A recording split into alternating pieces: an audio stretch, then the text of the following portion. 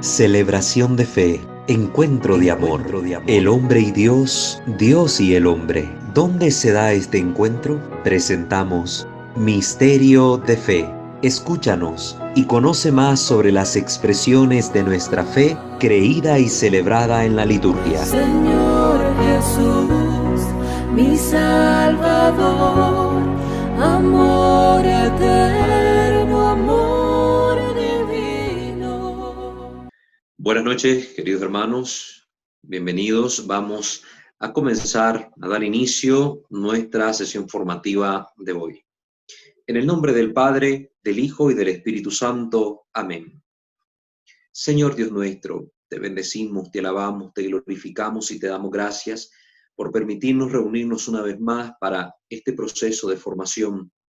Te pedimos nos concedas la luz de tu Santo Espíritu para poder comprender, para poder entender lo que aquí se nos enseña y hacer vida en nuestra vida, Señor, todo este conocimiento. Que el auxilio de nuestra Madre siempre esté con nosotros, que el rezo de los santos y de los ángeles nos auxilien para que podamos salir triunfantes en todas las luchas de nuestra vida.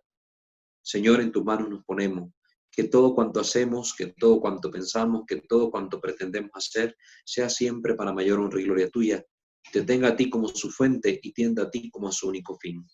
Te lo pedimos por Cristo nuestro Señor. Amén. Padre nuestro que estás en el cielo, santificado sea tu nombre. Venga a nosotros tu reino. Hágase tu voluntad así en la tierra como en el cielo. Danos hoy nuestro pan de cada día. Perdona nuestras ofensas como también nosotros perdonamos a los que nos ofenden. No nos dejes caer en la tentación y líbranos del mal. Amén. Dios te salve María, llena eres de gracia, el Señor es contigo. Bendita eres entre todas las mujeres y bendito el fruto de tu vientre, Jesús. Santa María, Madre de Dios, ruega por nosotros pecadores, ahora y en la hora de nuestra muerte. Amén. Gloria al Padre, al Hijo y al Espíritu Santo, como era en el principio, ahora y siempre, por los siglos de los siglos. Amén. Ave María Purísima, sin pecado concebida. En el nombre del Padre, del Hijo y del Espíritu Santo. Amén. Muy bien, queridos hermanos, continuamos nuestra formación que hemos iniciado la semana pasada con el tema de la señal de la cruz y hablábamos de la importancia del significado de este signo cristiano y vimos cómo la cruz de Cristo precisamente es un signo que ya viene anticipado en el Antiguo Testamento, que incluso es un signo que los mismos judíos han utilizado.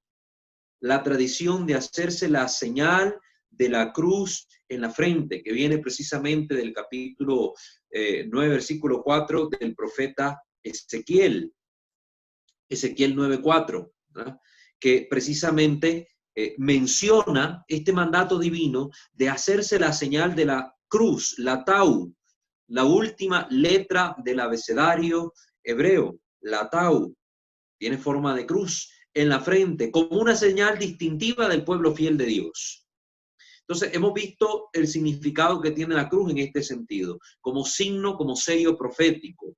Hemos visto también la relación profunda que tiene la cruz con nuestro bautismo y cómo ella reactualiza, en cierto sentido, la experiencia bautismal en la vida del creyente cuando la traza sobre su cuerpo.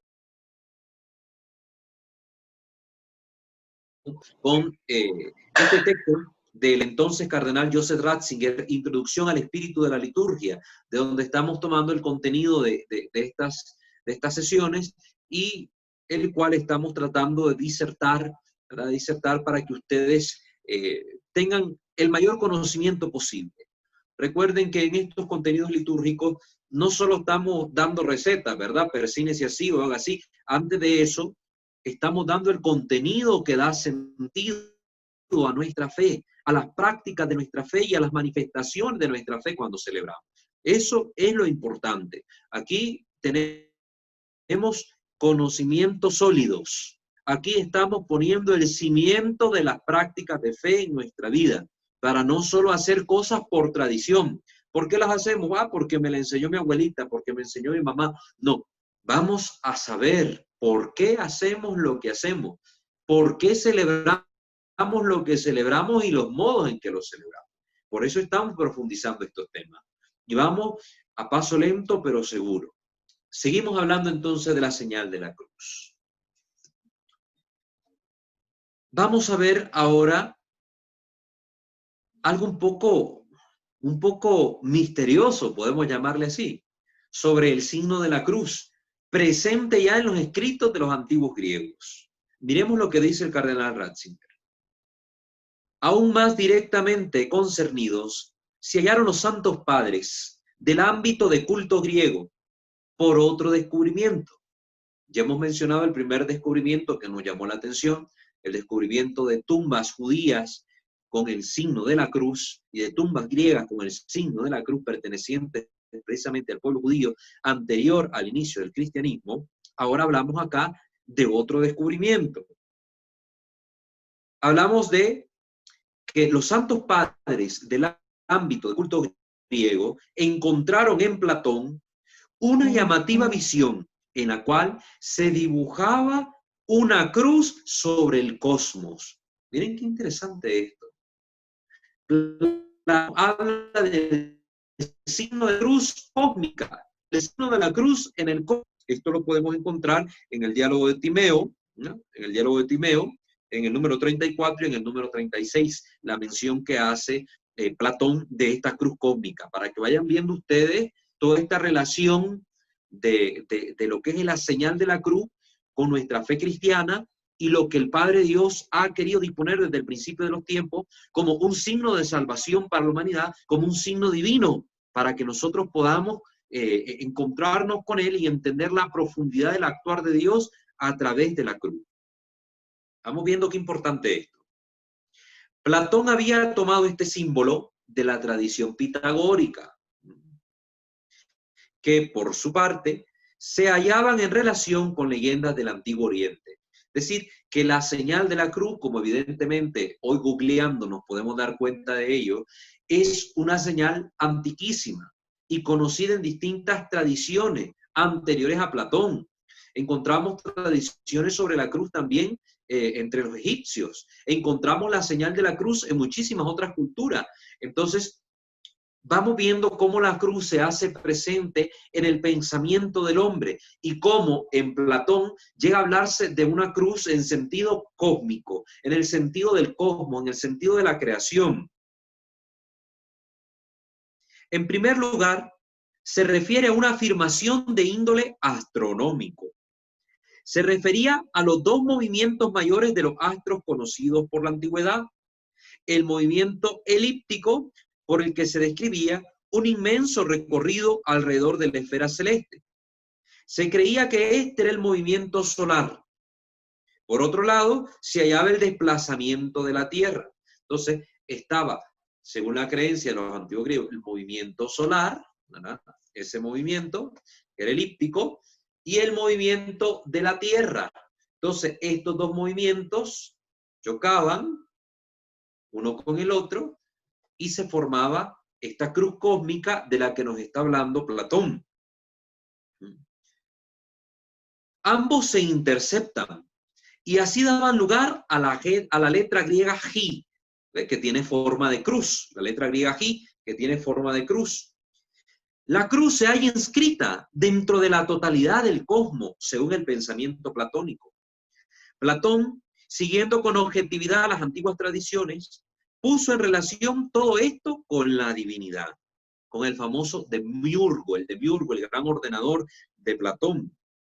El ordenador del mundo extendió el alma del cosmos por toda la realidad del mismo. Y bajo este signo, bajo el signo que se da en el movimiento de la Tierra y del Sol, en este movimiento cósmico de los astros, de los planetas, se forma la cruz. Miren qué interesante. ¿Por qué esto? ¿Por qué lo vamos a traer a colación? ¿Por qué estamos hablando aquí de Platón? Ya vamos a entender por qué. Ya lo vamos a entender. No nos desesperemos. San Justino, este gran mártir, el primer filósofo mártir que nosotros tenemos dentro de la iglesia, muerto allá por el año 165. Estamos hablando en la era posapostólica. Fue un mártir procedente de Palestina. Él fue el primer filósofo entre todos los santos padres y descubrió este texto de Platón. Ya le vamos agarrando, ¿verdad? Ya le vamos agarrando. No tardó Justino en ponerlo relacionado con el Dios Trino y su acción salvífica en Jesucristo. Justino entonces ve en la imagen del demiurgo y del alma del mundo algo que está necesitando una corrección y al mismo tiempo algo que puede ser considerado como una intuición anticipada del Padre y el Hijo. Recuerden que la fe no está peleada con la razón. No está peleada con la razón. Ya nuestros grandes santos padres de la iglesia primitiva nos manifiestan precisamente el recurso a la filosofía para expresar verdades de fe, porque tanto la razón como la fe revelada provienen de Dios. Por eso razón y fe no pueden estar en disputa. Ya decía San Juan Pablo II, en la Fides Ratio, fe y razón son alas que elevan al hombre hacia Dios. Entonces, los padres de la antigüedad, especialmente el caso que estamos mencionando ahorita de Justino, conocían, estudiaban los textos de los filósofos griegos, profundaban en sus conocimientos y había momentos en que estos textos fueron incluso cristianizados, se les dio un sentido cristiano. Lo que sucedió, por ejemplo, con el trabajo de San Agustín respecto a Platón y también con el trabajo de Aristóteles que lo cristianiza a Santo Tomás. Entonces, esto hay que tenerlo en cuenta, pues precisamente en este texto de Platón, el diálogo de Timeo, San Justino, ahí en todo esto que él describe del demiurgo, el alma del mundo, la cruz cósmica, mira precisamente también un signo del Dios cristiano y le va a dar una interpretación cristiana del cosmos. A San Justino le suena como una anticipación de lo que vendrá más tarde, de la mano de Cristo, de Logos, el Hijo de Dios, lo que Platón expresa es el alma del mundo. Por ello, podrá decir que la figura de la cruz es el mayor símbolo del señorío de Logos. Recuerden que Logos, el verbo eterno del Padre, es por quien fueron hechas todas las cosas. Es decir, el Logos siempre lo vamos a encontrar en relación con el cosmos. Cuando el Padre en el Génesis aparece creando, es a través de su palabra. Y dijo Dios, haya luz, y hubo luz. La palabra realiza la creación de aquello que es la intención del Padre que exista. Esto lo vemos clarísimo. De hecho, por eso la Iglesia se atreve a llamar a la Virgen en las letanías lauretanas, que recientemente han sufrido una modificación, o mejor dicho, una actualización, un añadido por parte del Papa Francisco. En estas letanías lauretanas se dice Madre del Creador a la Virgen Santísima, precisamente porque ella da luz a aquel por el quien fue hecho todas las cosas, al verbo eterno del Padre, el Logos, el que está en relación directa el mundo. Entonces, aquí San Justino mira en la cruz el mayor símbolo del señorío de Logos, del creador de todas estas cosas. La cruz cósmica. Cristo muere en la cruz. Para los cristianos la cruz se vuelve señal de Cristo. Ahora aquí San Justino está haciendo toda esta relación.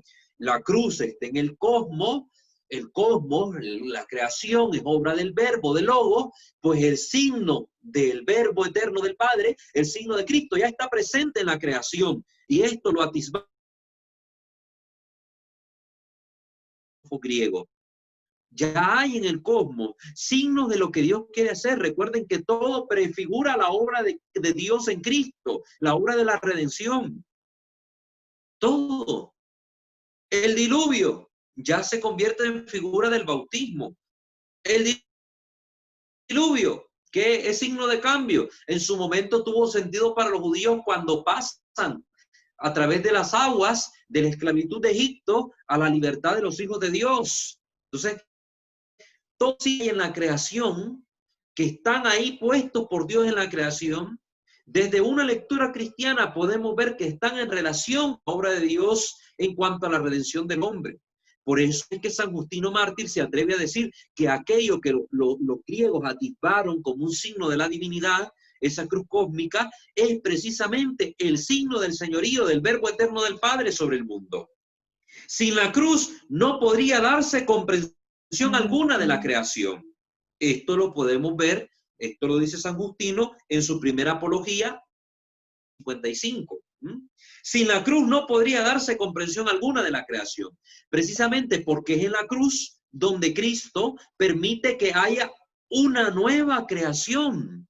Vuelve a ser creado el hombre, surge el nuevo Adán, el nuevo hombre, se pasa de la condición de hombre viejo al hombre nuevo. Cuando nosotros nos bautizamos, volvemos a la condición primigenia de Adán antes del pecado. Adán y Eva fueron creados inmaculados por Dios, libres de pecado, fueron creados sin mancha alguna de pecado. Cuando nosotros nos bautizamos, experimentamos ese proceso de ser nueva criatura, nueva creación. Estamos en el estado primigenio de nuestros padres, de Adán y Eva. Entonces, en la cruz se realiza una nueva creación del hombre que es cabeza de toda la creación. Y si la cabeza de toda la creación es recreada por Cristo en la cruz, por consiguiente, toda la creación de la que el hombre es cabeza, también experimenta este fenómeno, una nueva creación. Por eso es que San Justino dice que en la cruz de Cristo se logra entender precisamente a la creación. La cruz que se alza en el Gólgota ha sido ya proyectada en la misma estructura del cosmos. El instrumento de tortura en el que murió el Señor se haya inscrito en la estructura del todo cósmico. Ya esta es una interpretación cristiana de esta cruz cósmica que Platón describe en su diálogo de Timeo. El cosmos nos habla de la cruz. Cruz descifra el misterio del cosmos, la interrelación que se da. ¿Sí? Toda la creación, Agustino, evidencia la importancia que tiene para la vida de la fe el signo de la cruz. Es decir, Dios ha querido que desde el principio sea la señal del Hijo de Dios. Por eso luego es manifestada al profeta Ezequiel signo de la redención, como el signo de la fidelidad, como el signo del amor. Y es manifestado todo este sentido cosmológico, el sentido del pueblo de Israel, ahora en el sentido del Mesías, en el sentido de la cruz de Cristo. ¿Por qué? Porque la cruz es el instrumento de la redención. Hermanos, la cruz no es signo de tortura. La cruz no es aquel maldito instrumento con el cual fue asesinado el Hijo de Dios. No, el Hijo de Dios no fue asesinado. Él entrega su vida, dice la Escritura, nadie me quita la vida, yo la doy. Y cada vez que se celebra la misa, dice el sacerdote que tomó pan en sus manos, una vez aceptada voluntariamente su pasión. Entonces, Cristo muere en la cruz, entrega su vida en la cruz y utiliza la cruz como instrumento de redención. Él elige ese instrumento. Jesús pudo habernos redimido de cualquier forma, la forma que Él se le ocurriese, pero Él pensó en la cruz como instrumento de redención del hombre. Cristo se pudo haber espinado con la espina de una rosa y haber sangrado, y esa sola gota de sangre bastaba para redimir a todo el género humano. Pero no escogió ese medio, no escogió ese medio. Si usted, querido hermano, tiene un problema con la cruz, Señor, con el hecho de la crucifixión, pues reclámele a Dios, porque fue Él el que en su sabiduría, en su simiente, en sus planes que son más altos que los nuestros, en su sabiduría que sobrepasa la nuestra como los cielos a la tierra, Él pensó en la cruz como el signo, como el instrumento, como el medio para redimir al hombre. Esto es increíble, es obra de Dios. Y por eso Él, que ya tenía pensado hacer de la cruz instrumento de redención del hombre, nos manifiesta el poder que tendrá ese signo ya desde antiguo, desde el momento de la creación, y lo presenta ya proféticamente desde el episodio que he mencionado respecto al profeta Ezequiel. Esto es increíble, esto es obra de Dios. Por eso vemos aquí que es la obra de un ser superior, todo está relacionado. De una forma tal que no es un hombre el que va tejiendo esto en la historia. Son siglos y siglos de diferencia entre un acontecimiento y otro, entre el descubrimiento que hace Platón, entre el descubrimiento que luego se evidencia, mejor dicho, en el profeta Ezequiel, y luego más adelante siglos, muchos siglos después, con San Justino Mártir. Hay siglos de diferencia entre estos acontecimientos. Y sin embargo, todo va hilado de una misma manera. ¿Cómo dudar que está detrás un único ser inteligente? No se puede dudar. Se trata, la cruz, de la auténtica clave de intelección de toda la realidad. Podemos comprender la realidad entera a partir de la cruz. ¿Cuánto no significa la cruz? Si nos ponemos a hablar aquí de todo lo que la cruz significa, de toda la mística de la cruz que ya hemos mencionado, no acabamos, se nos van 10 horas de programa solo hablando de la cruz, se los puedo asegurar.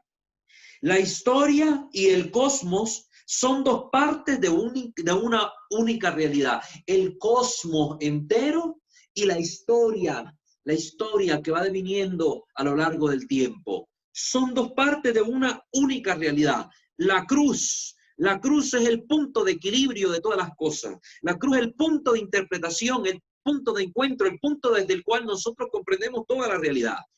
Si abrimos los ojos, podremos leer el mensaje de Cristo en el lenguaje de la realidad total. Toda la realidad nos habla de Cristo, toda la creación nos habla de Cristo, toda la historia nos habla de Cristo. Y al contrario, Cristo nos facilita la comprensión de la creación. Desde Él podemos entender cuál es el verdadero sentido de que exista un universo. Desde Él podemos comprender cuál es el sentido de esta historia, de los acontecimientos que se han dado a lo largo de las épocas, desde Cristo, todos iluminados por Él. Él es la plenitud de la revelación.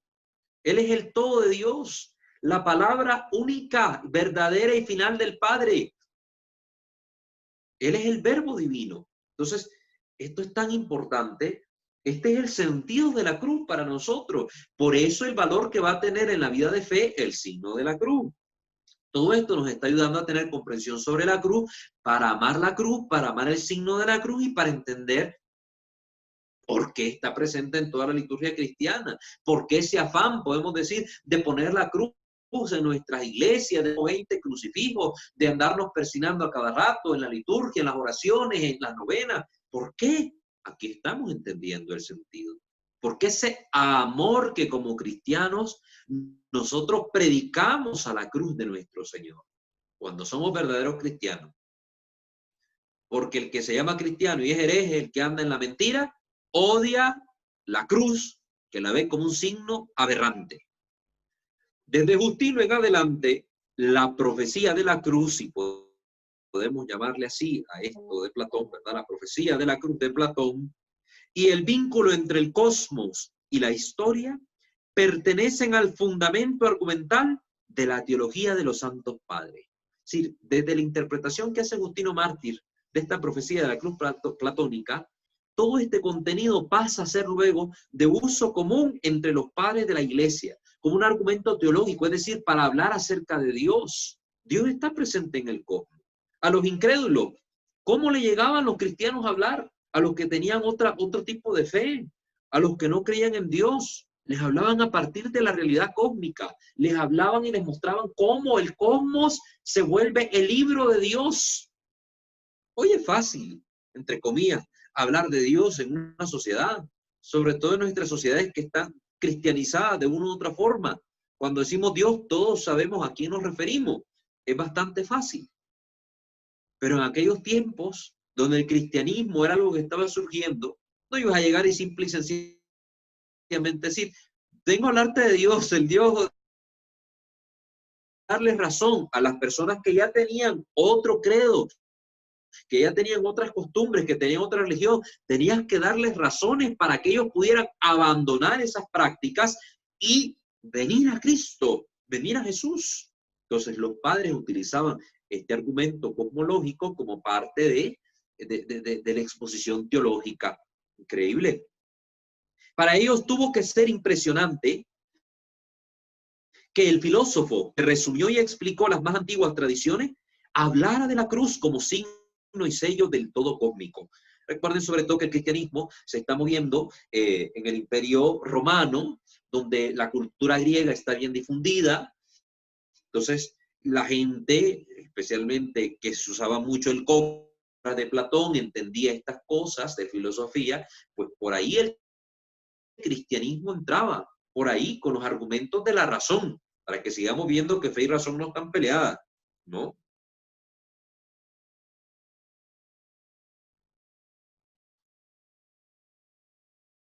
La cruz entonces como signo y sello del todo cósmico. Irineo de Lyon, recordamos que Irineo de Lyon fue discípulo de San Policarpo, quien a su vez fue discípulo de San Juan, ¿verdad? Según la tradición. Entonces tenemos ahí una línea de continuidad en la enseñanza, ¿verdad? Muy cercana a Jesucristo, porque estamos en la época apostólica. Recuerden que hablamos de que el Evangelio de Juan aparece ya por el año 90, San Irineo, estamos hablando finales de la centuria de los años 100, a 100, 180, 190, San Policarpo conoce a San Juan, estamos hablando de una época muy inmediata a nuestro Señor. Es decir, San Irineo mama, bebe de la fuente apostólica, Y San Irineo, que murió allá en el año 200, él fue el que dio a la teología su carácter sistemático, en la forma en que lo entiende la fe católica. Dice en su escrito apologético, que se llama Demostración del mensaje apostólico, que el crucificado es la misma palabra del Dios omnipotente, la cual penetra todo lo que somos con una presencia invisible. Por ello, abarca todo el mundo, su anchura y su extensión, su altura y profundidad. A través de la palabra de Dios, todas las cosas son llevadas a su orden y concierto. Por eso hablamos que en el crucificado todo encuentra su punto de equilibrio, que en él coinciden todas las cosas, todo el orden. En él coincide la anchura y la extensión, la altura y la profundidad. El Hijo de Dios se haya crucificado en ellas, puesto que por la figura de la cruz las ha hecho a todas señal de sí mismo. Miren qué increíble. A todas las cosas que ha llevado al orden, Jesús las vuelve señal de sí mismo. Todo nos va a hablar de Cristo crucificado. Todo nos va a hablar del misterio de la redención. Todo nos va a hablar de la palabra de Dios. Increíble. Estas palabras del gran padre de la iglesia no hacen aún hincapié en un texto de la Biblia que posee un gran valor para la teología de la cruz. Nos referimos a la carta de los Efesios. En la carta de los Efesios se nos exhorta a que estemos radicados en el amor, ¿sí? Que tengamos nuestra raíz en el amor y a que nos dejemos fundamentar en él para que seamos capaces, con todos los santos, de comprender cuál es la anchura y la longitud, la altura y la profundidad, y conocer el amor de Cristo que excede a todo conocimiento. ¿Por qué se habla así en la carta a los Efesios? Precisamente porque la cruz es el todo del amor, la manifestación del amor pleno de Dios. Por eso cuando nos invita el apóstol a erradicarnos en el amor, a echar raíces en el amor, lo hace invitándonos a comprender el amor desde el misterio de la cruz, que lo abarca todo, anchura y longitud, altura y profundidad. ¿De qué está hablando ahí? De la cruz. Anchura y longitud, altura y profundidad. Es la cruz. Está hablando aquí Pablo acerca de la cruz, y a través de la cruz podemos conocer el amor de Cristo que excede todo conocimiento. Miren, increíble, ese texto bíblico a eso se refiere, a estar enraizados en el amor, estar enraizados en el misterio de la cruz revelado por Dios Padre a través de su Hijo. Resulta difícil dudar de que esta carta perteneciente a la escuela de San Pablo hable en este pasaje de modo alegórico de la cruz cósmica, haciendo alusión a las tradiciones religiosas que mencionan el árbol de la cruz, el cual es cruciforme y sostiene en sí todas las cosas. Esta idea religiosa ya era conocida en la India y se habla de la cruz.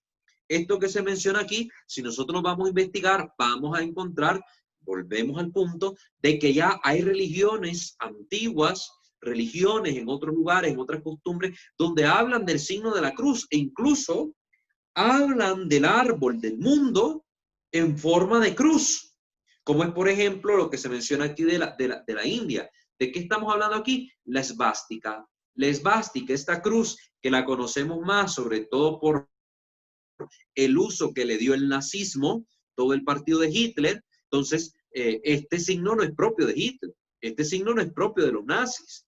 Este signo de origen en la tradición religiosa de los indios, de los hindúes. En su fe, en su religión, ellos tienen este uso. Les va la cruz para un lado y para el otro, y tiene su significado. Y el que quiera averiguar más sobre esto, pues vaya y lea, que se encuentra en los escritos védicos. Ahí están las referencias al signo de la cruz y la importancia de este signo de la cruz para ellos. Vamos viendo con todo esto que Dios de una u otra forma va encaminando a todas las religiones, va encaminando a toda la gente a que desemboquen en Cristo. Es decir, las religiones, todas las demás religiones tienen que desembocar en Cristo. No con la idea que tenemos hoy, que bueno, cada quien tiene su religión y hay que respetar todas las religiones, y entonces no podemos hablar de Dios a otras personas que tienen su creencia diferente, porque eso es hacer proselitismo, eso es querer destruir la historia de un pueblo, la historia. No, hermanos, Dios mismo fue preparando a la humanidad para este acontecimiento, que todo desembocar en Cristo. Y todas las cosas deben llegar a Él. Por eso Jesús dijo, cuando el Hijo del Hombre sea levantado en alto, atraerá a todos hacia sí. Todos tienen que confluir en Cristo. Y por eso Él envió misioneros de nuestro Señor a los apóstoles. Vayan por todo el mundo y prediquen el Evangelio. No digo, bueno, si van allá y estos adoran a Helios, ahí no hablen, porque ellos ya tienen a su Dios y tienen que seguir con su culto a Helios y tienen que seguir sus costumbres y tradiciones, y es la historia de ese pueblo. No, no, ahí no toquen. Vayan a la gente que no tenga fe, que no conozca nada. No, Jesús no dijo eso. No, no fue un mandato condicionado, ¿no? Él mandó expresamente a los apóstoles que fueran por todo el mundo para que toda la gente fuese bautizada en el nombre del Padre, Hijo y del Espíritu Santo, y todos conocieran la verdad del Evangelio. Es nuestra misión, es nuestro deber hablarle a esta gente que todo eso que han vivido en su fe, en su religión, desemboca en Cristo, tiene a Cristo como fin último, porque Cristo es el principio de todas las cosas. Es lo que hizo Pablo cuando llegó a Grecia, precisamente cuando habló en el Areópago. ¿Qué dijo Pablo? Cuando entré a la ciudad, aquí miré un montón de estatuas a sus dioses, he visto que son muy religiosos, y me encontré con una placa ahí, al Dios desconocido. Pues yo vengo a hablarles de ese Dios desconocido, al que ustedes adoran sin conocerlo, para que sepan quién es. Y así Pablo se propone encaminar a los griegos a la fe en el verdadero Dios, a un Dios al que ellos adoraban sin saber quién era. Esto es lo que tenemos que hacer. ¿Qué es lo que impide que nuestra fe triunfe en el mundo? Nuestro antitestimonio. Yo hace poco compartí en mi Facebook pues unas palabras precisamente de este hombre de la India, Mahatma Gandhi, que él decía, yo creo en Jesucristo, creo en la persona de Cristo, pero no me vuelvo cristiano porque no veo a Cristo en los que dicen seguirle. No veo a Cristo en los cristianos. Precisamente, no es el Evangelio el que impide a las personas acercarse a Dios. Es el testimonio que damos los que decimos predicar y vivir el Evangelio, lo que aleja a las personas del verdadero Dios. Mucha gente cree en Dios en su mente y cree en el Dios cristiano en su mente y acepta al Dios cristiano y lee la Biblia por su cuenta, pero no se congrega en la iglesia. No quiere ser de ninguna religión expresa. ¿Por qué? El antitestimonio que damos los creyentes aleja a las personas de Dios. Fluir en Cristo. Y si nosotros dejamos de predicar esta verdad a todas las religiones, estamos cayendo en un falso respeto humano, en un tipo de irenismo, donde en aras de mantener la paz, yo me callo, no predico la verdad y me vuelvo un falso profeta para estar bien humanamente con el otro, para estar contento en penitencia, pero vivimos engañados, un irenismo. Cuidado. San Agustín nos ha ofrecido una maravillosa interpretación existencial de este significativo pasaje de los escritos paulinos que hemos mencionado, la carta a los Efesios, la carta a los Efesios. Agustín piensa que estas palabras representan las dimensiones de la vida humana y que remiten a la figura de Cristo crucificado, cuyos brazos se extienden sobre el mundo. El camino vertical de la cruz lleva a lo profundo del abismo y eleva hasta las alturas del mismo Dios. Esto lo dice San Agustín en De Doctrina Cristiana, ¿verdad? Sobre la doctrina cristiana. Miren qué importante esto. El camino vertical de la cruz lleva a lo profundo del abismo y eleva hasta las alturas del mismo Dios. Y es que el que viene a Cristo tiene que tocar fondo, tiene que morir con Cristo, tiene que vivir una experiencia de muerte para poder ser elevado luego a Dios. La cruz es experiencia de muerte, pero una muerte que transforma. Cristo muriendo en la cruz, transforma al género humano, transforma la creación entera. Precisamente esta transformación que se iba a dar la anticipa en el monte de Tabor, transfigurándose, mostrando la verdadera figura. Y es lo que experimentan los apóstoles y los discípulos al ver al resucitado. Lo ven diferente, lo miran distinto, lo sienten distinto. Hay una transformación que pasa por la experiencia del abismo, la experiencia de la muerte. San Pablo habla de esto y San Agustín le da esta interpretación tan profunda, tan auténtica, tan real, que la cruz precisamente, la cruz lleva a lo profundo del abismo, lleva a la experiencia de muerte. Tengo que morir con Cristo para resucitar con él, decía Pablo. Porque una vez que el hombre muere con Cristo, una vez que el hombre toca fondo, llega a su realidad, mira su aflicción, mira su debilidad, el hombre puede empezar ese proceso hacia Dios. Eso está implícito en la cruz. Hugo Ranner, que es un teólogo alemán, recogió los textos más bellos procedentes del tiempo de los santos padres, que se refieren al misterio cósmico de la cruz. Aquí el Papa Benedicto, ¿verdad? Ratzinger, va a proponer solo dos. En Lactancio, muerto hacia el año 325, podemos leer: Dios extendió sus brazos en el momento del dolor. De esta suerte abarcó el orden para indicar ya entonces que se reuniría un pueblo que viene desde todo caso y que se refugiaría bajo sus alas. Qué hermoso. Esto está en la obra de Hugo Ranner, que se llama Mitos griegos en la interpretación cristiana. Podemos encontrar este texto, ¿verdad? Mitos griegos en la interpretación cristiana. Qué hermoso. La cruz ya era signo precisamente de la iglesia. Miren, la cruz en la interpretación eclesiástica. La cruz se vuelve, ¿no?, de esa reunión de los hombres de todos los pueblos. Acontece todo lo contrario a lo que se experimenta en Babel, donde se dispersa el hombre a causa de su pecado. Ahora, por la acción redentora de Cristo que nos transmite la gracia congrega el pecado del hombre, lo aleja, lo vuelve enemigo del propio hombre. La gracia lo convierte en hermano, lo convierte en familia, lo convierte en comunidad, lo hace hijo de Dios. La cruz se vuelve el signo de la iglesia que reúne a la gente desde donde sale el sol hasta el ocaso. Sí, los dos extremos, de un extremo a otro, del este, del oriente, del este al oeste. Eso es hermoso, es hermoso. De occidente a oriente, de oriente a occidente, la gente se congrega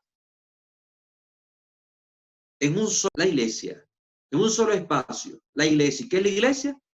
Cuerpo místico de Cristo. ¿Qué Cristo? Un Cristo crucificado. Un Cristo que, a pesar de resucitar y de transformar su cuerpo, quiere y deja impresa las llagas de la crucifixión, la huella de su amor en su propia carne, como de la obra redentora de Dios. El mismo que murió es el mismo que ha resucitado. Aquí están las marcas. Tomás, toca con tu dedo la palma de mi mano. Tomás, mete tu mano en mi costado. Soy yo el que ha resucitado, el mismo que fue crucificado. Qué hermoso. También comenta que un judío anónimo del siglo IV, esto lo está comentando el padre Hugo Ranner, que un judío anónimo del siglo IV contrapone la cruz al culto al sol y dice que Helios, ¿verdad?, el dios sol, ha sido por fin vencido por la cruz, y el hombre que no podía ser aleccionado por el sol, el cual era una criatura sideral, ahora será iluminado por el esplendor sideral de la cruz. Ahora será por fin iluminado por el bautismo. Miren qué hermoso. Este judío dice, no, los falsos dioses no sirven para nada, no leccionan para nada, no pueden dar nada. Son criaturas, lo que estamos adorando, el sol, la luna, los animales, son criaturas. No nos pueden llevar, no nos pueden dar verdadera luz, iluminar nuestra mente, iluminar nuestro corazón, iluminar nuestra vida de las tinieblas del error en las que se encuentran sumergidas. Los ídolos no pueden, los falsos dioses no pueden. Por eso es una obra eminente de caridad sacar a alguien de la idolatría y llevarlo a la verdad de la fe. Por eso es obra de caridad que nosotros tenemos y deseo profundo de cualquier cristiano de hacer que alguien venga a sus pies. Un cristiano auténtico no se conforma con ver a un budista ser budista, a un musulmán ser musulmán, a un hindú ser hinduista. No, el cristiano tiene que llevar a esta persona hacia Cristo para que sea por él, no para que sea uno más de los nuestros como que estamos buscando competencia de número, no, sino para que esta persona salga de las tinieblas del error y sea iluminado. Y miren qué interesante, este judío termina siendo otra vez la conexión entre la cruz y el bautismo que ya habíamos mencionado antes, precisamente para ser iluminado por el bautismo, porque el bautismo me confiere a mí, me injerta a mí en el misterio de la redención de Cristo, de donde yo soy trasladado del reino de las tinieblas al reino de su luz admirable. Por eso al bautismo se le conocía antiguamente de la iluminación. Este era uno de los nombres que recibe el bautismo, sacramento de la iluminación, y precisamente esto se expresa en uno de los ritos, en uno de los momentos que se viven dentro del sacramento, cuando se nos da la luz de Cristo desde el cirio. Reciban la luz de Cristo, se nos ilumina para significar esta verdad. Este judío pues contrapone el culto a la cruz con el culto a los ídolos. Este judío asume un dicho de San Ignacio de Antioquía, muerto allá hacia el año 110, que había llamado a la cruz grúa del cosmos, que lo he inspirado por esta visión exclama: oh sabiduría verdaderamente divina, oh cruz, tú, grúa que levantas hasta el cielo, contemplad esto. Cuando el extremo inferior de la cruz fue metido en su hoyo, quedó aniquilado el culto a los ídolos. No está hecha de una madera corriente. Se trata de la que Dios se sirvió para vencer. Miren qué hermoso. Es la madera de la que Dios se sirvió para vencer y vence al error. Vence todo lo contrario al verdadero Dios, que son los falsos dioses. Vence todo lo contrario a la verdadera fe, a la verdadera religión, que son las falsas religiones. Cuando la cruz se siembra en tierra, Cristo aplasta la cabeza del dragón. Cuando la cruz se siembra en la tierra, Cristo destruye los planes de Satanás. Cristo destruye la idolatría. Por eso ahí donde el cristianismo llegaba, se renunciaba a los antiguos cultos. La gente se convencía, miraban, se daban pruebas palpables. Y por eso los vikingos renunciaron a sus dioses. Por eso los druidas dejaron a sus dioses. Por eso los romanos dejaron a sus dioses. Por eso aquí los indígenas dejaron a sus dioses.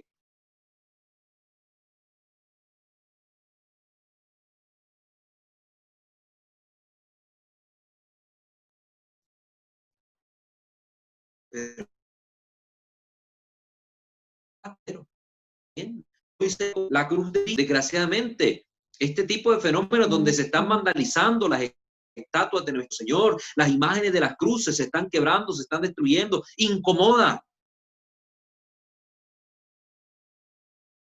Nosotros somos en ciertos sentidos extranjeros, somos de tierra extraña.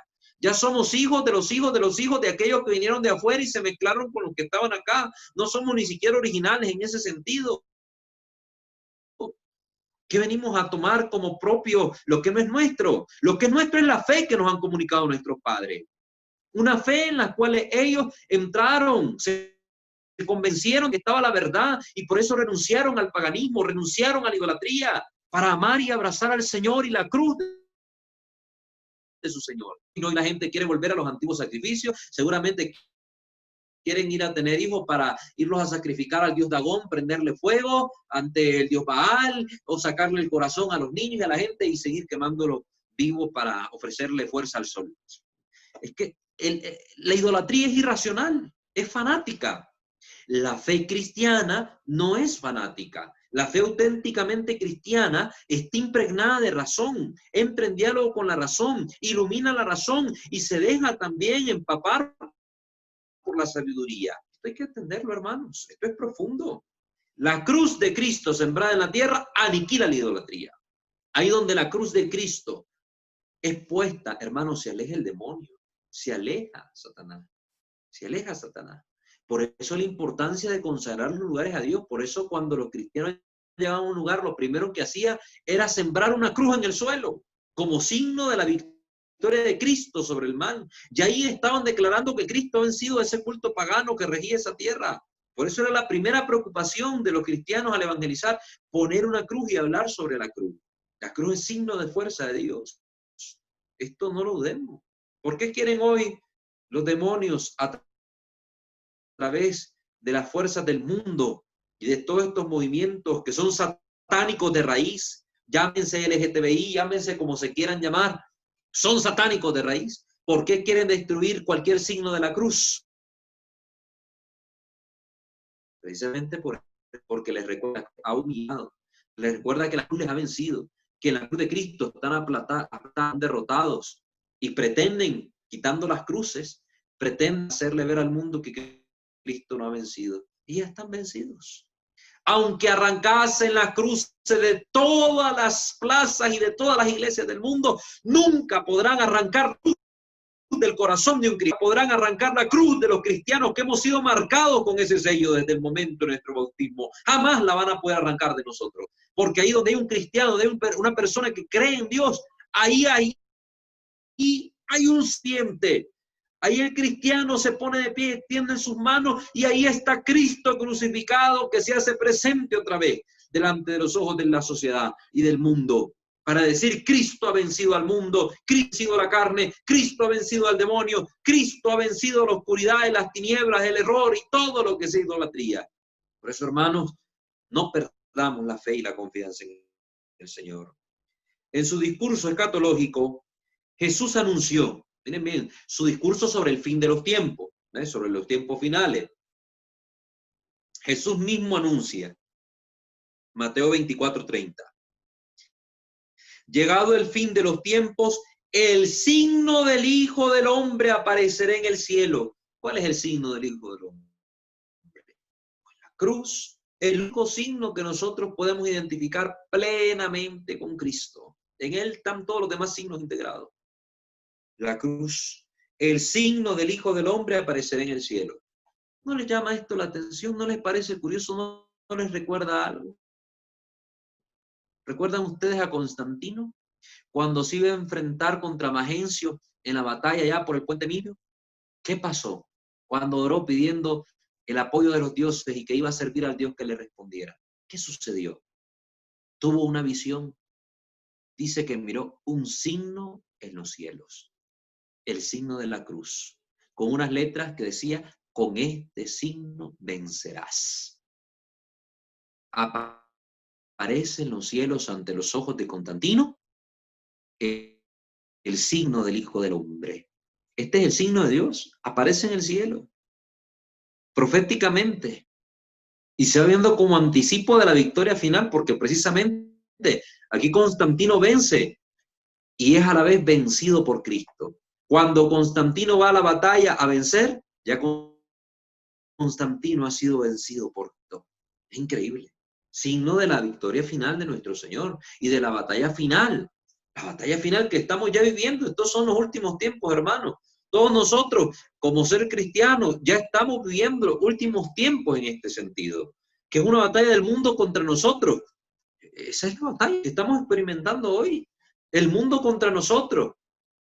Y volverá a aparecer en el cielo, pero esta vez todo ojo lo verá, el signo del Hijo del Hombre, la cruz. La cruz.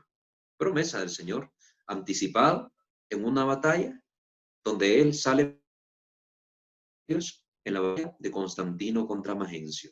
Un anticipo, como hizo con los apóstoles, que les anticipó la resurrección, mostrándoles su cuerpo transfigurado en el monte de Tabor. Pues aquí a nosotros los cristianos nos ha dado un anticipo de la victoria final y del signo de Dios en los cielos a través de la visión que experimenta Constantino, donde Cristo lo vence a él para que Constantino venciera también a su enemigo. Así venceremos a nuestros enemigos. El ojo de la fe podrá entonces reconocer ese signo como algo que desde el comienzo de los siglos ya se hallaba inscrito en el cosmos. Por ello verá cómo el cosmos confirma la fe en el Salvador crucificado. De esta manera supieron los cristianos que los caminos de la historia de las religiones desembocarían en Cristo. A través de innumerables imágenes en las que se expresaba esperanza, todas las religiones y creencias conducen hacia Cristo. Toda religión que se practique bien, entre comillas bien, es decir, con la sinceridad de abrirse al bien y a la verdad, porque eso es lo que deben buscar las religiones, el bien y la verdad. Cuando se practican de la manera que los conduce al bien y la verdad, terminan en Cristo, porque Cristo es el sumo bien y la auténtica verdad. Ego sum via veritas et vita. Yo soy el camino, la verdad y la vida. Es la verdad.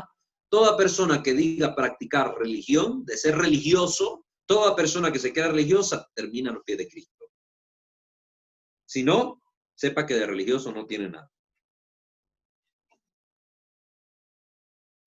Por otra parte, todo esto significaba que tanto la filosofía como las religiones brindan a la fe las imágenes y los pensamientos en los que la misma fe iría siendo entendida hasta alcanzar su plenitud. Qué hermoso. Te bendeciré, dice Dios a Abraham al principio de la historia de la salvación, en Génesis 12:2. En Jesucristo, hijo de Abraham, esta palabra ha llegado a su plenitud. Es decir, Jesucristo es el bendito del Padre. Jesucristo es el bendito de Dios. Cristo es la bendición para toda la creación.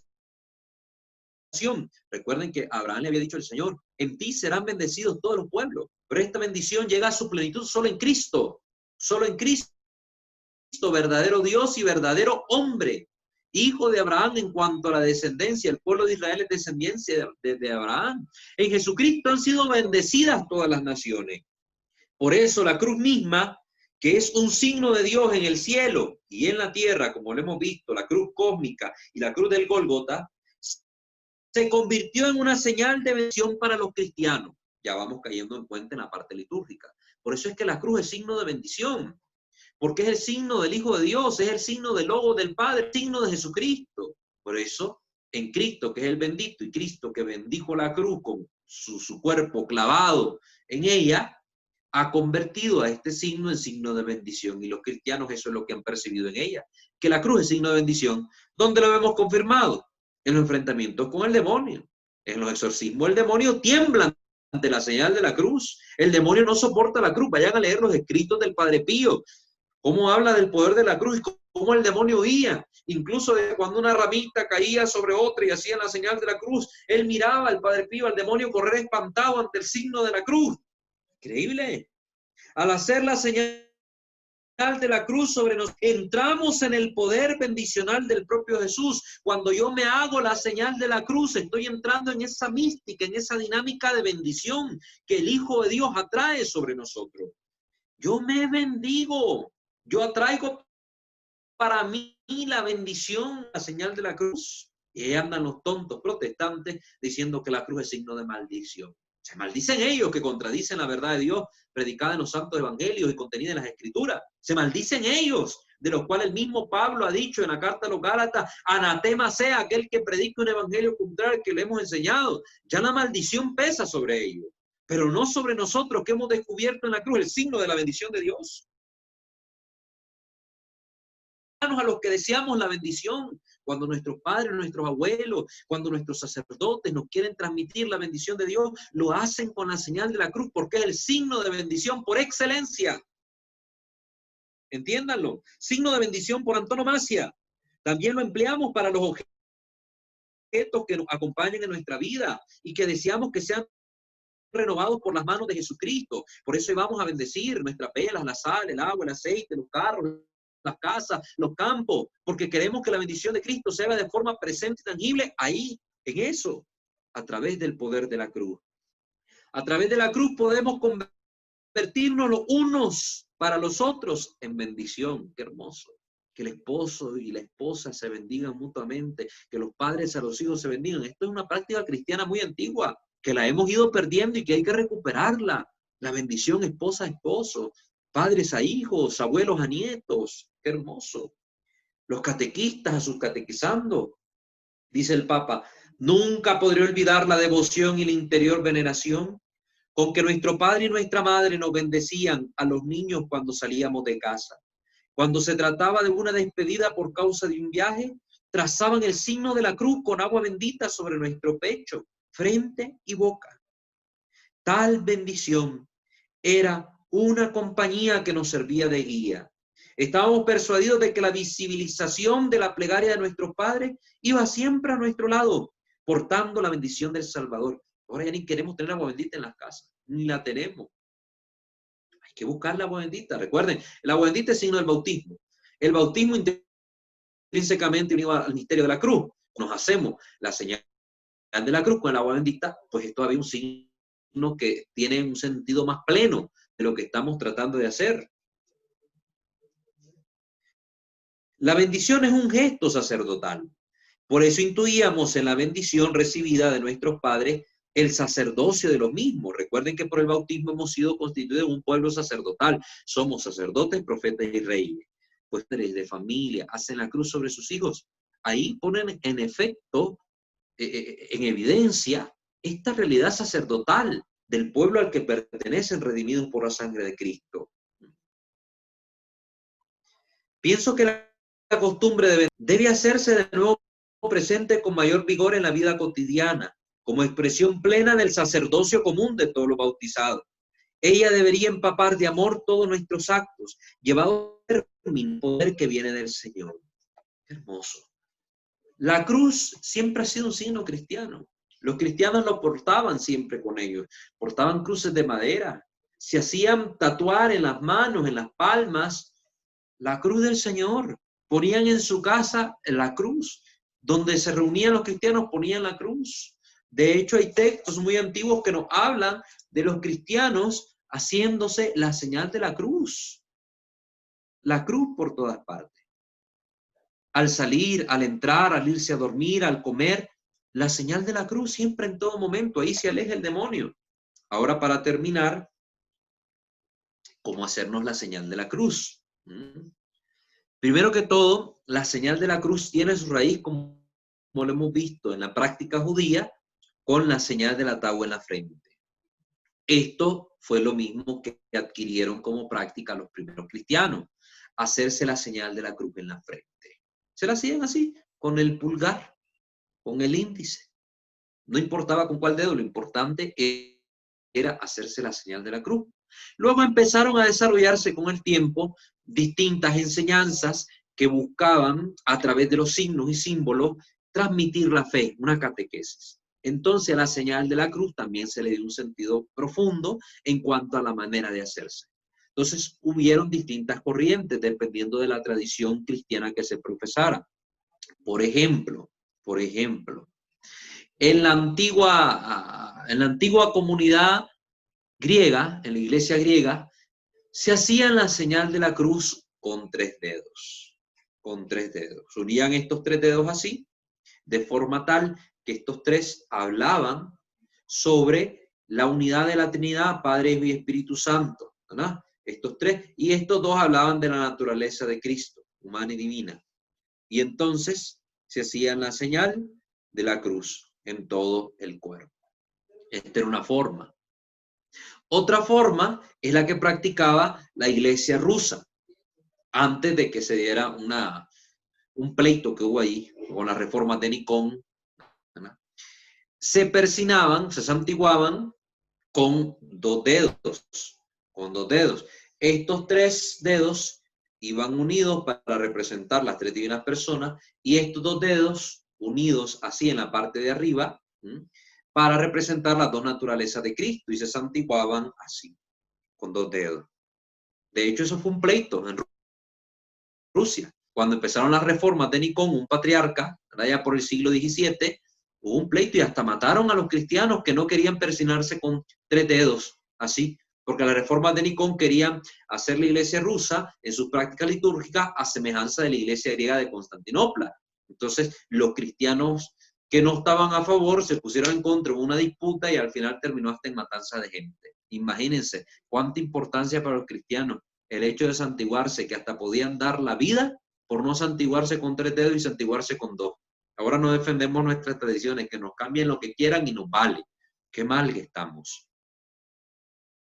En las iglesias latinas, la forma de hacerse la señal de la cruz también fue distinta. Se hacía la señal de la cruz entrecruzando el dedo gordo con el índice, entrecruzándolo formando una cruz, que ahí precisamente se mostraban las dos naturalezas del Hijo de Dios, ¿verdad? El Padre y el Hijo, del Hijo y las dos naturalezas de nuestro Señor Jesucristo, verdadero Dios y verdadero hombre, y aquí arriba las tres divinas personas representadas en unión, la verdad que profesamos, del Padre y el Espíritu Santo. Entonces, esta era la forma en que se hacía la señal de la cruz. Los latinos o las iglesias de rito romano, ¿no? Distintas maneras. Cada una transmitía la misma verdad, que la cruz es obra de Dios, es signo de salvación, y con los signos se transmitía la unidad de las tres divinas personas, ya sea con los tres dedos, así para arriba, los tres dedos juntos, y la invocación de la Trinidad al momento de santiguarse, o ya sea hablar de las dos naturalezas del Verbo encarnado, con la unión de los dos dedos en forma de cruz, o la unión de los dos dedos aquí arriba, o la unión de los dos dedos aquí abajo, siempre se catequizaba diciendo lo mismo. Ahora, ¿cuál es la forma en que debemos hacernos la señal de la cruz? Bueno, con el tiempo se pasa de hacernos la señal de la cruz sobre la frente a hacerla sobre todo el cuerpo como signo de pertenencia al Señor. Entonces fueron surgiendo las distintas maneras de hacernos la señal de la cruz. Actualmente hay tres formas de hacerse la señal de la cruz. Tres formas de hacerse la señal de la cruz. Una se llama santiguarse, otra se llama asignarse y otra persignarse. El santiguarse consiste en hacerse la señal de la cruz sobre todo el cuerpo, nombrando a las tres divinas personas. ¿Cómo se hace la señal de la cruz sobre todo el cuerpo? Con la palma extendida. Recuerden que nuestras prácticas de fe, en cuanto a piedad, están orientadas por las prácticas litúrgicas. Y las prácticas litúrgicas, como bien vimos, tienen ya sus rúbricas, tienen ahí ya dictadas las normas de cómo se hacen las ceremonias. Pues encontramos nosotros en el ceremonial de los obispos, en la parte 1, capítulo 4, nota 81, lo siguiente. El celebrante, al signarse, vuelve hacia sí la palma de la mano hacia adentro, de la mano derecha, con todos los dedos de dicha mano juntos, ¿verdad? No es haciendo crucecitas. Cuando hacemos el santiguado, mano así extendida, los dedos juntos, la palma hacia uno, y forma el signo de la cruz, desde la frente al pecho y desde el hombro izquierdo hacia el derecho. Eso es santiguarnos. Cuando inicia la misa, cuando nos dan la bendición, cuando iniciamos una oración, cuando salimos de casa, etcétera, nos santiguamos de esa manera, con la mano extendida. Aquí está la indicación en el Señor de los Obispos. Así lo hace el sacerdote, nuestro guía, es el que es la cabeza del pueblo. El pueblo, a través de la enseñanza, guía, recibe también la enseñanza a él. Él es el ejemplo para nosotros. Entonces, cuando nos santiguamos, decimos en el nombre del Padre, del Hijo y del Espíritu Santo. Amén. ¿Verdad? Amén. Al momento de signarse es cuando nosotros hacemos la señal de la cruz en el Evangelio. Es el único momento cuando nos signamos en el Evangelio, dentro de la misa. Se hacen tres cruces, sin decir palabra alguna. Se hacen tres cruces. ¿De qué forma? También vamos a encontrar esto en el ceremonial de los obispos, en el numeral 74, y también lo podemos 175. Antes de leer el Evangelio, el celebrante, o el diácono en su defecto, traza la señal de la cruz con el dedo pulgar, vamos viendo cómo se hace, con el dedo pulgar, de la mano derecha sobre el libro en el inicio del Evangelio. Muchos leccionarios ya tienen marcado en el Evangelio una gran cruz ahí, es donde hace la cruz el sacerdote o el diácono, en el Evangelio que va a leer. Después se signa a sí mismo en la frente, en la boca y en el pecho, mientras dice lectura del Santo Evangelio. Vamos viendo. Es un acto simultáneo. Las palabras que van a acompañar la asignación es el momento en que se está diciendo proclamación o lectura del Santo Evangelio. Entonces, lectura del Santo Evangelio según San Juan. Eso es lo que va a acompañar la asignación. ¿Qué es lo que está diciendo? Que yo estoy poniendo mis sentidos enteros a lo que voy a escuchar para que mi mente pueda hacer suya la palabra de Dios, mi boca pueda comunicar lo que yo he escuchado y mi corazón pueda vivir ardientemente enamorado de esa palabra, amándola y poniéndola en práctica en mi vida. Por eso es en conjunto la asignación la asignación en la frente, en la boca y en el pecho con el momento en que se dice proclamación del Santo Evangelio. ¿Cómo se hace la asignación entonces? Ya dije, igualarnos con la mano extendida. La asignación se hace con el pulgar. Si ustedes van a ver las misas pontificias, la del Papa, por ejemplo, el Papa Benedicto decía muy claro y las cámaras lo captaban evidentemente. ¿Cómo se hacía la señal de la cruz en ese momento? Con el dedo gordo. El dedo gordo, el dedo pulgar, sobre la frente, los labios y el corazón. Eso es signarse. Persignarse, la tercera forma. Persignarse, de hecho el mismo nombre viene de la oración latina que acompaña este gesto. La oración latina dice persignium crucis, por la señal de la santa. Entonces aquí está hablando de la señal de la cruz.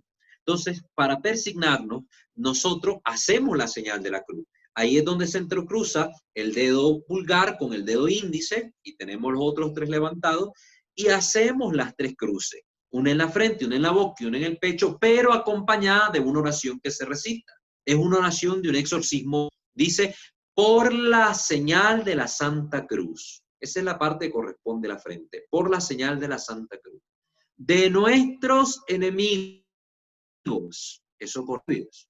Líbranos, Señor Dios nuestro. Eso corresponde al pecho, con la señal de la cruz. ¿Cuál es la dinámica? Aquí es como que nos signáramos, pero que a la vez le sumamos el santiguarse, entonces sale el persignarse. Y terminamos diciendo, en el nombre del Padre, del Hijo y del Espíritu Santo. Y por costumbre, muy bien, en muchos lugares, se termina otra vez haciendo la señal de la cruz y dándole un beso a la cruz. Entonces son las tres formas que nosotros tenemos. Santiguarnos, diciendo el nombre de las tres divinas personas, signarnos en el Evangelio, lectura del Santo Evangelio según el tal Evangelio que sea, y persignarnos haciendo esa oración de exorcismo menor junto con las tres cruces y terminando haciendo la señal de la cruz de forma completa. Por la señal de la santa de nuestros enemigos, líbranos, Señor Dios nuestro, en el nombre del Padre, del Hijo y del Espíritu Santo. Amén. Así de sencillo. Entonces esas son las tres formas que nosotros debemos aprender y enseñar también a nuestros hijos para saberla hacer bien, ¿verdad? Hay gente que está en misa en el nombre del Padre, del Hijo. No, ahí no tiene que hacerse la señal de la cruz. Ahí es con toda la mano extendida, que implica totalidad, refiere a la totalidad. Estamos pidiendo que la cruz marque todo nuestro ser. Entonces, eso es lo que quería compartirles para que ustedes pues conocieran un poco sobre estas verdades de la cruz y cómo la iglesia las ha venido manifestando, las formas que ha venido tomando a lo largo de los siglos y la importancia de santiguarnos, persignarnos y signarnos bien, que también son una catequesis que se transmite. Entonces, con esto doy por concluido el tema de la señal de la cruz. Abro ahora los micrófonos si alguien quiere hacer un comentario, hacer una pregunta sobre lo que hemos escuchado, sobre el tema, por favor. Entonces, ahí le damos la palabra. Igual, Naivi, por favor, vaya fijándose si hay algún comentario en Zoom o en YouTube para que nos lo exprese y podamos darle respuesta o cabida al mismo. Recuerden decir su nombre y el lugar desde donde nos están mirando.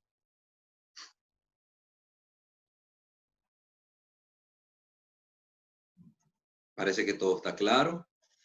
Ya se sabían santiguar, ya se sabían persignar, ya sabían que existían estas tres formas.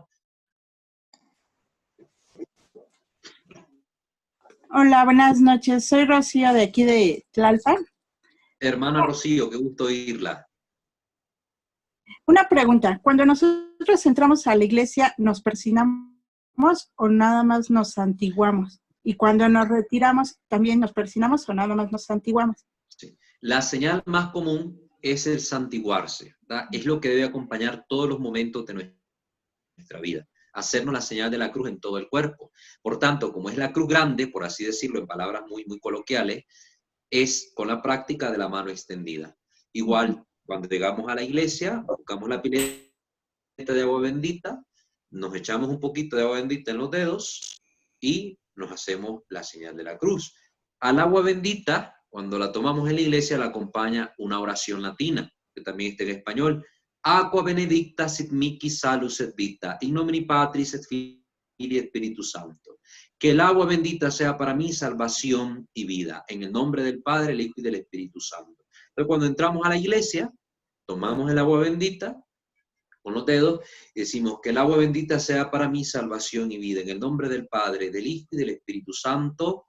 Amén. Siempre puedo terminar mi amén haciendo el pequeño signo de la cruz y dando un beso, que es un acto de piedad a esa señal de la cruz.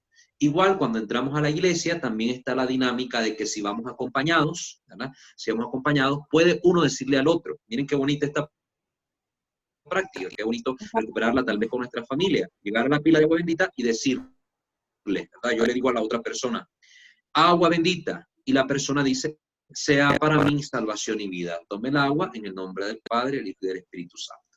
Y así la otra persona que se acaba de santiguar le dice luego a usted, agua bendita, y usted responde, que sea para mí salvación y vida. Tome el agua en el nombre del Padre, el Hijo y del Espíritu Santo. Amén. Son prácticas muy bonitas. Entonces, al entrar, al salir del templo, podemos hacer esto. Al llegar a nuestros hogares, al irnos a dormir, al tomar nuestros alimentos, nos santiguamos. Sí. Gracias. Claro que sí, hermana Rocío. ¿Alguien más que quiera hacer un comentario, alguna pregunta al respecto? Pregunte ahora o calle para siempre. Voy a ponerme como a las novelas mexicanas, ¿verdad? Hermano Walter Yara de Estelí. Hermana Yara, le escuchamos. Una consulta. Bueno, yo he visto a las personas, pero no sé si eso está correcto, que siempre que las personas pasan por una iglesia, siempre se signan o se persignan, pues en este caso. ¿Es eso correcto? Porque no sé si es porque las iglesias tienen al Santísimo, por ejemplo, una iglesia específica que tenga al Santísimo, a la custodia afuera, pues, pegado de la iglesia, y hacen esta simbología, o tiene que ser en todas las iglesias. La cruz hecha por los cristianos es un acto de fe, es una profesión de fe. Es decir, yo creo en aquel que ha muerto por mí. Yo creo en el Padre, en el Hijo y en el Espíritu Santo. Es una profesión de fe. Al pasar por nuestros templos, que son lugares de culto donde nosotros ponemos de manifiesto nuestra fe, es muy buena costumbre hacernos la señal de la cruz, como una forma de decir, yo creo lo que aquí se practica, lo que aquí se celebra, lo que aquí se manifiesta, o para decir, yo formo parte de esta comunidad. Otros le han dado una interpretación romántica, como que un saludo al Señor, una alabanza al Señor, porque estoy pasando por su casa, ¿verdad? Pero realmente el sentido es una profesión de fe, que está implícita con el acto de hacernos la señal de santiguarnos. Esté expuesto o no esté expuesto el Santísimo, haya o no haya sagrario.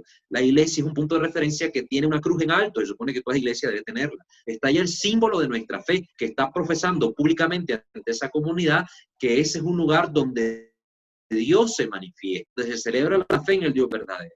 Entonces, yo al pasar delante del templo, no importa si paso 10 veces, me puedo hacer la señal de la cruz como una profesión de fe pública, y a la vez un acto de piedad amoroso de mi parte que confirma mi fe en aquel que ha muerto por mí y ha dado la vida eterna. Me ha dado la vida eterna. Entonces está bien perfectamente hacerlo. Si es un acto de piedad. Santiguar.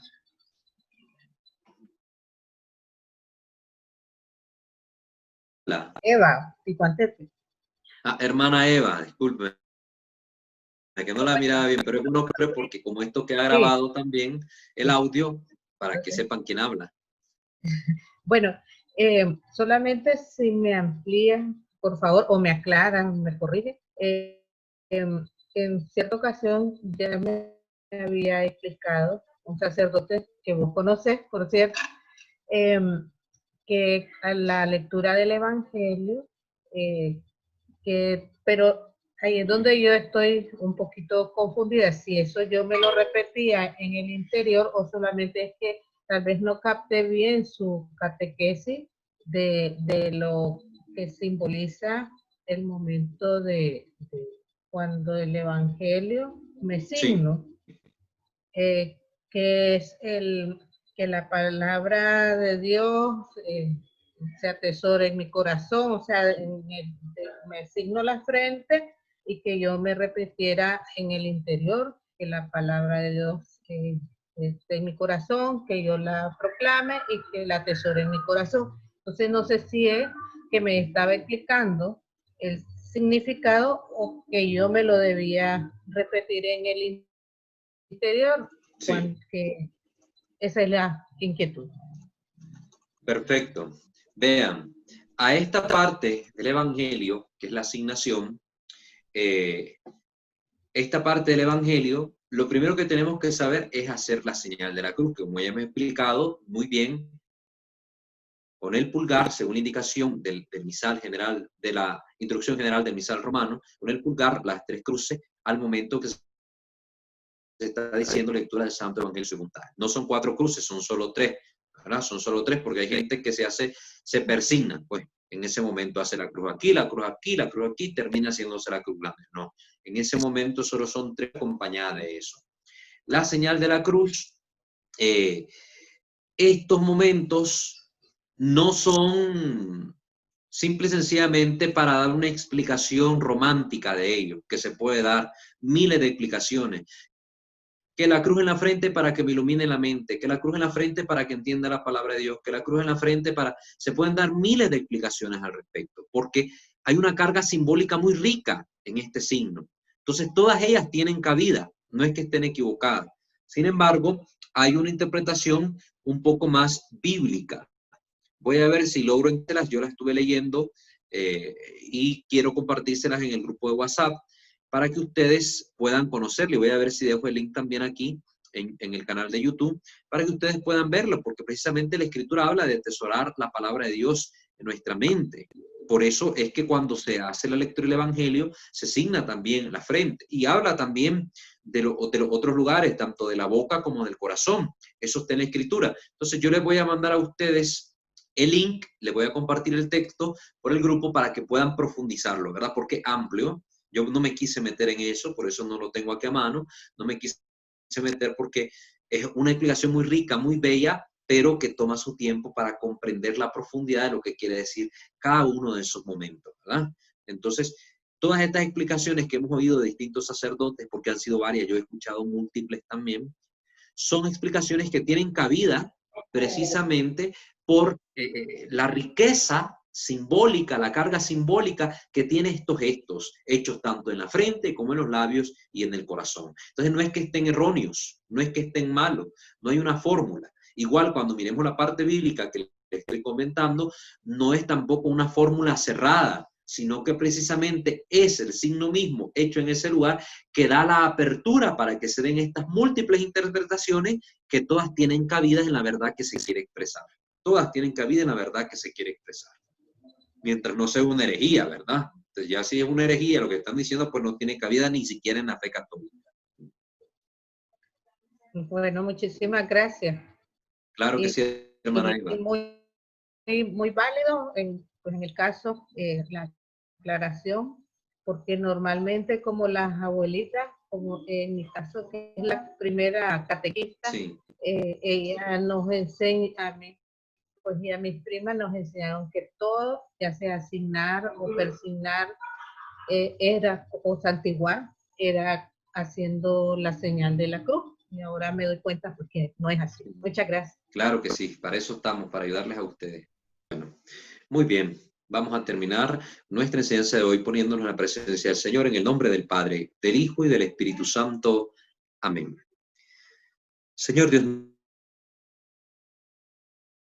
Te bendecimos y te damos gracias al final de esta sesión de hoy. Danos la gracia de contar con la luz de tu Espíritu Santo para poder retener este conocimiento en nuestro interior y poder, sobre todo, vivir y ahondar el misterio de la cruz de tu Hijo, que empape toda nuestra realidad, que empape toda nuestra vida y nos permita manifestar nuestra fe cierta, real, ante el mundo que hoy te aborrece, ante el mundo que hoy no quiere saber nada de ti, mucho menos de la cruz, que significa tu victoria sobre el mal, sobre el error, sobre lo inmoral, sobre todo aquello, Señor, que es contrario a ti. Permítenos amarte más, amar la señal de la cruz, propagar con devoción su significado y su uso, sobre todo en medio de nuestra familia y nuestra sociedad. Mamá María, asístenos para esto con tus ruegos y que los santos y los ángeles nos ayuden también con su intercesión. Te lo pedimos, Señor, a ti que vives y reinas por los siglos de los siglos. Amén. Ave María Purísima, sin pecado concebida. En el nombre del Padre, del Hijo y del Espíritu Santo. Amén. Muy buenas noches a todos, queridos hermanos. Que el Señor